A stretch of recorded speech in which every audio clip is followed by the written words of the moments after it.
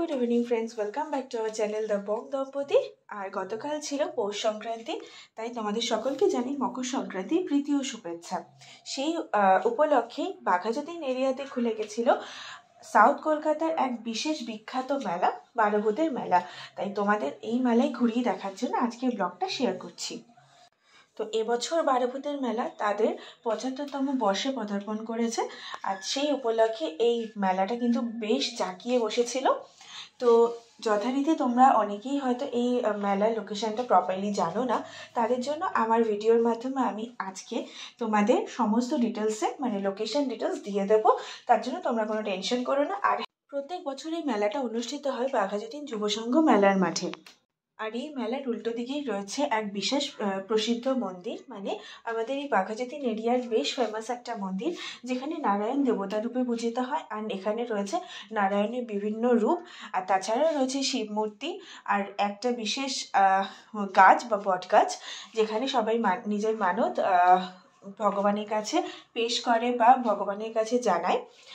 আর তো এই মন্দিরকে ঘিরেই হয়ে যায় পৌষ সংক্রান্তির পুজো, আর সেই পুজো উপলক্ষেই হয় এই মেলা।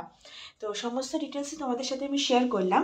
আর এই মেলার উপলক্ষে বা বলতে পারো পৌষ সংক্রান্তির পুজোর উপলক্ষে বিশেষ কিছু সাধুরা আছেন, যারা হিমালয় থেকে নিজেদের তপস্যা কমপ্লিট করে এই মেলাতে আসেন তাদের আশীর্বাদ আমাদের সকলকে দেওয়ার জন্য। তো সেটাও আমি এই ভিডিওর মাধ্যমে তোমাদেরকে দেখাবো। আর এবার আসি এই মেলার আসল লোকেশন নিয়ে। এবার যারা তোমরা বাই বাসে আসতে চাইছো, তারা ৫ নম্বর রুটে যে কোনো বাস, যেই বাসগুলো অ্যাকচুয়াল গড়িয়ার দিকে আসে ৫ নম্বর রুট ধরে, সেই বাসে বাঘাযতীন যে স্টপেজটা আছে সেই স্টপেজে নামবে। নেমে ওইখান থেকে একটা অটো বা একটা রিক্সা ৫ থেকে ১০ মিনিট, ঠিক আছে? আর যারা ট্রেনে করে আসবে, তারা শিয়ালদা থেকে দক্ষিণ শাখার যে কোনো ট্রেন ক্যাচ করে ধরে সেই বাঘাযতীন রেল স্টেশনে নামতে হবে। নেমে ওইখান থেকেও একটা রিক্সা বা একটা অটো ডিস্টেন্সে তোমাদের এই বারোভূতের মেলা পড়ে যাবে। আর তো যথারীতি এই মেলার লোকেশনটা বেশ ক্লিয়ারলি আমি তোমাদের সাথে শেয়ার করলাম। তাও যদি পার্সোনালি কারোর অসুবিধা হয়, তাহলে তোমরা সার্চ করে নেবে বাঘাযতীনের যুব সংঘ মেলার মাঠ। তো সেখানেই তোমরা এই লোকেশনটা পেয়ে যাবে। তো এই মেলাটা আপাতত ২৬শে জানুয়ারি অবধি থাকবে। আর প্রত্যেক বছর পৌষ সংক্রান্তির পরের দিন থেকে এই মেলা অনুষ্ঠিত হয়। তো এই মেলাটা যেহেতু বহুকাল পুরনো মেলা, তাই জন্য এটার সাথে একটা ইমোশন জড়িয়ে আছে। বিকজ আমি ছোট থেকে প্রত্যেক বছর এই মেলাটার অপেক্ষা করি, আর প্রত্যেক বছর মাস্ট ভিজিট আমি ভিজিট করতে যাইও।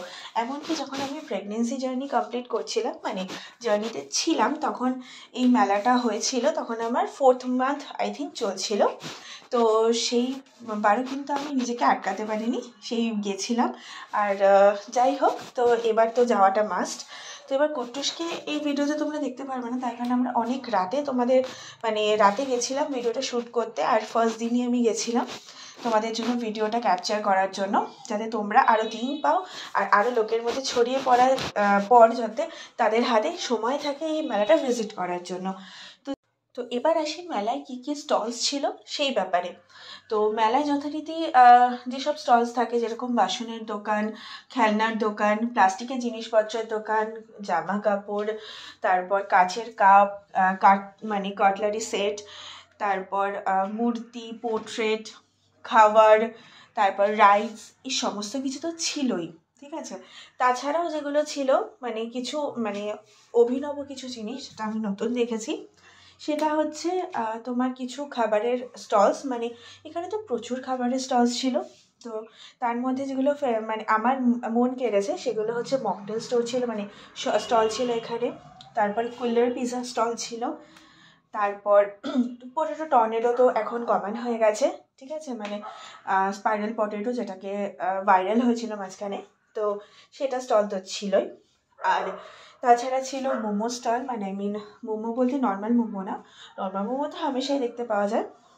ছিল হচ্ছে এখানে যে কোনো momo, schezwan momo, peri peri chicken momo, এই ধরনের অভিনব মোমো স্টলও ছিল। তাছাড়া ছিল হচ্ছে বিভিন্ন ধরনের চায়ের স্টল বা কফি, চকলেট কফি, চা, লেমন টি তো ছিলই, রোজ টি, তারপর জ্যাসমিন টি, অনেক ধরনের টি এর একটা স্টল ছিল। আর তাছাড়া ছিল হচ্ছে চিকেন, তারপর খাসির মাংসের যে ঘুগনি হয় সেটার স্টল ছিল, পাঁপড় ভাজা, এইসব ভাজাভুজি তো ছিল। তারপর ছিল পিঠে পুলি স্টল, যেটা গত 2 বছর ধরে আমি মেলাতে নোটিস করছি। আর আর তাছাড়াও ছিল হচ্ছে পর্কের খিচুড়ি স্টল, যেটা খুবই নতুন ধরনের আমার দেখে মনে হলো। যাই হোক, তো এর মধ্যে যেগুলো আমাদের পসিবল হয়েছে, মানে আমরা পেরেছি ট্রাই করতে, সেটাই তোমাদের সাথে শেয়ার করছি। সেটা হচ্ছে দেখলে স্পাইরাল পটেটোটা আমরা ট্রাই করেছিলাম তার মধ্যে। তো স্পাইরাল পটেটোর টেস্টটা ছিল খুবই দারুণ, কারণ আমরা যেখান থেকে ট্রাই করেছিলাম সেটা আগের বছর আমরা ট্রাই করেছি, আর ভাবলাম এবছর তোমাদের ভিডিওতে দেখাই। তো তার মধ্যে স্পাইরাল পটেটোর যে ক্রাঞ্চিনেসটা সেটা এখানে ভরে ভরে ছিল। আর সত্যি কথা বলতে কি, স্পাইরাল পটেটো সবাই এখন ট্রেন্ডিং চলছে, কিন্তু ওই ক্রাঞ্চিনেসটা কিন্তু সবাই আনতে পারে না। তো এখানে দেখলাম সেটাই ছিল, আর সেটা খুবই ভালো লেগেছে আমার। তো ভাবলাম তাই জন্য তোমাদের সাথে মেকিংটাও শেয়ার করি। তো যথারীতি এরপর যেটা ট্রাই করেছিলাম সেটা হচ্ছে মোমো। আর মোমো কিন্তু নর্মাল মোমো না, আমরা ট্রাই করেছিলাম শেজওয়ান চিকেন মোমো। আর সেটা কিন্তু পোচং বলে যে ফেমাস রেস্টুরেন্টটা আছে ট্যাংরাতে, ওদের আউটলেট আছে একটা, আর সাউথে আছে কসবাতে একটা আউটলেট, তাদেরই একটা কোনো স্টল খুলেছিল এখানে। তো সেখান থেকে আমরা ট্রাই করেছিলাম। তো চলো এখানেও মেকিংটা আমি দেখাচ্ছি তোমাদেরকে, মানে মোমোটা কিভাবে রেডি হয়েছে বা ওরা কি করে রেসিপিটা মানে দিয়েছে, তো সেটাই তোমাদের সাথে শেয়ার করলাম। আর সত্যি বলতে কি, মোমোর টেস্টটা এত মারাত্মক ভালো ছিল না, তোমাদের আমি বলে বোঝাতে পারবো না। তোমরা একমাত্র যদি নিজেরা গিয়ে ট্রাই না করো তাহলে কিন্তু রিয়েলি মিস করবে। আর ওদের সাথে কথা বলে আমরা জানতে পারলাম ওদেরও একটা আউটলেট ট্যাংরাতে, মানে ট্যাংরা থেকে এখানে এসে ওরা একটা স্টল খুলেছে যাতে লোকের মধ্যে ওদের ব্র্যান্ড নেমটা ছড়িয়ে পড়ে। তো এখানে ওরা ওদের পার্সোনাল কিছু প্রোডাক্টও এনেছিল, তাদের মধ্যে সস আছে, মানে ডিপ আছে, তারপর কেচাপ আছে, পাপড় আছে, নুডলস আছে, অনেক কিছু ওরা সেল করছিল ওখানে। কিন্তু আমি ওখান থেকে ভেবেছিলাম যে কিছু কিছু জিনিস কিনবো, তাদের মধ্যে থেকে বেশ কিছু ছিল না। তো তাই আমি ওদের কাছে অর্ডার দিয়ে এসেছি। ওরা বলেছে যে অ্যাজ সুন অ্যাজ পসিবল ওরা আনিয়ে রাখবে, আর এনে আমাদের অবশ্যই ফোন করে জানাবে। তো তোমরাও ওখান থেকে পারচেস করতে পারো। আর ওখানকার সসগুলো যেহেতু এই মোমোতে ইউজ করেছিল, তাই জন্যই আই থিঙ্ক মোমোটার টেস্টটা এত ভালো হয়েছিল। কারণ পোচক খুবই ফেমাস একটা মানে food stall, food stall means হচ্ছে মোমো স্টল। তো ওরা চাইনিজ মারাত্মক ভালো বানায়। তো চলো আপাতত দেখলে মেকিং দেখেই কতটা ইয়াম্মি লাগছে, তো তোমরা দেখতেই পাচ্ছ। তো ওরা যথারীতি আমাদের গরম গরম সার্ভ করেছিল, আর শীতকালে গরম গরম তো খেতে দুর্দান্ত লাগছিল। আর তার রিয়াকশানটা রুদ্র তোমাদেরকে এখন দিয়ে দিচ্ছে যে ওর কেমন লেগেছে, ওর পার্সোনাল রিভিউ কেমন। আর আমারটা তো তোমাদের সবার সাথে শেয়ার করেই ফেললাম। আর এটা না একটু স্পাইসি টাইপসের, মানে যারা খুব একটা স্পাইসি পছন্দ করো না তারা ওখানে মেনশন করে দেবে, তাহলে ওরা সেইভাবেই তোমাদের জন্য রেডি বা প্রিপেয়ার করবে। তো চলো আপাতত স্টল ঘোরা তো মোটামুটি প্রায় কমপ্লিট। তাও তোমাদের একবার পুরো ওভারভিউ দেখিয়ে দিচ্ছি যে এখানে কি কি আমরা মানে স্টল দেখতে পেয়েছিলাম, আর তোমরা আসলে কি কি পারচেস বা কিনতে পারবে। আর এখানে না বেশ সস্তায় কিন্তু জিনিসপত্র পাওয়া যায়। তো তোমরা মনে করবে যে এখন মেলায়ও আকাশ ছোঁয়ার দাম থাকে, কিন্তু তা অ্যাকচুয়ালি না। আর এখানে যা আছে সেগুলো মানে বেশিরভাগই ওই ধরো আচার ফাচার যে দোকানগুলো দেখতে পাচ্ছ সেগুলো বেশিরভাগই মেদিনীপুরের বা যেখান থেকে যেটা বিখ্যাত সেখান থেকেই সেই সব স্টলসগুলো এসে এখানে বসেছে। আর বাকি এমনি যে অর্নামেন্টস বলো, তারপর খেলনা ফেলনা, সেগুলোর আমি তো ওরমভাবে অরিজিন হয় না, তো তবুও এখানটা সস্তা এটা আমি বলতে পারি।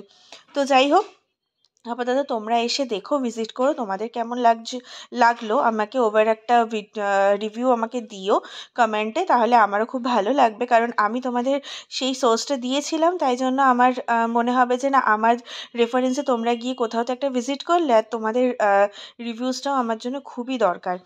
তো আমার ভিডিওটা কেমন লাগলো সেটা তো তোমরা জানাবেই। আর তাছাড়া এই মেলাটাও একবার ঘুরে এসো। আর এই মেলাটা আবারও বলছি 26 জানুয়ারি অবধি অ্যাভেলেবল। আর মেলা মানেই গরম গরম জিলিপি, কটকটি, তারপর নিমকি এইসবের ভাণ্ডার, তাও আবার গরম গরম। তো আমরা সাধারণত এগুলো খেয়ে থাকি, কিন্তু সেগুলো সবই ঠান্ডা পাই। আর শীতকালে এগুলো গরম গরম পাওয়া মানে সোনায় সোহাগা বলতে পারো। তো এখানে এবার নতুন দেখছি আবার জুতোর দোকানও খুলেছে, কি জানি মেলা বলে হয়তো। তো মেলায় কি না পাওয়া যায়। তো যথারীতি চলে এসছি হচ্ছে আসল মিষ্টির ভাণ্ডারে। তো এখানে দেখতে পাচ্ছ জিলিপি মেকিং হচ্ছে, মানে গরম গরম জিলিপি ভাজিয়ে তারপরে আমরা নিয়ে এসেছিলাম। আর সত্যি কথা বলতে কি বলো তো, শীতকাল তো ওরা আগে থেকে তৈরি অনেকটাই প্রিপেয়ার করে রাখে। আর এখানে না তোমরা এই জিলিপির দোকানগুলো দিনের বেলাও তোমরা রাস্তার মধ্যে পাবে, মেলা নাও খোলা থাকুক জিলিপির দোকানগুলো কিন্তু খোলা থাকে। এটা পার্সোনাল এক্সপিরিয়েন্স, মানে পার্সোনালি আমি বলছি, কারণ আমি করেছি, মানে কিনেছি জিলিপি। তো সেই কারণেই আমি বলছি। তো দেখতে পাচ্ছ আমি কতগুলো এক ঝোলা কিনে নিয়েছি। আর এখানে কিছুটা টেস্ট করছি। আর মানে গরম, বুঝতেই পারছো গরম গরম বানিয়েছে, সেটা আমি টেস্ট করবো না গরম অবস্থায়? তো যাই হোক, তোমাদের সাথে কথা বলতে বলতে একটু টেস্ট করিয়ে নিলাম, মানে করে নিলাম। আর এখানে দেখো আরেকটা মেলা হয়েছিল, এটা ছোট, এটা বেশ কিছুদিন আগে থেকেই চলছিল। তার কারণ হলো এটা হচ্ছিল একটা অন্য মাঠে, মানে এটা হলো মৈনা ক্লাবে, যেখানকার কালী পুজো খুব ফেমাস। আর কালী পুজোর সময় বেশ কয়েকদিন আগে তোমাদের এই ভিডিওটা আমি শেয়ার করেছিলাম, মানে কালী পুজোর ভিডিওটা শেয়ার করেছিলাম। আর সেখানেই তোমাদের মেনশন করেছিলাম যে এটা মৈনা ক্লাবের ফেমাস একটা কালী পুজো বলে। তো যথারীতি এখানেও একটা মেলা হয়েছিল ছোটোখাটোর মধ্যে, বেশ ভালো লাগছিল। আর এখানের একটা ইউনিক জিনিস দেখতে পেয়েছিলাম, সেটা আস্তে আস্তে দেখতে পেলে তোমরা বুঝবে। এটা খুবই ছোটোর মধ্যে, রাইডস একটা কি দুটো বাচ্চাদের এসেছিলো। আর মাঠটা যেহেতু ছোট, তাই বেশি বড় করে ওরা আসর পারতে পারেনি। তো যথারীতি এইটাও ভাবলাম যে একবার ভিজিট করে নিই। ছোট হয়েছে তো কি হয়েছে, তাতে ভালো জিনিস তোমাদের সাথে শেয়ার করবো না তা কি কখনো হয়? হ্যাঁ, তো আজকের জন্য এইটুকুই, টাটা।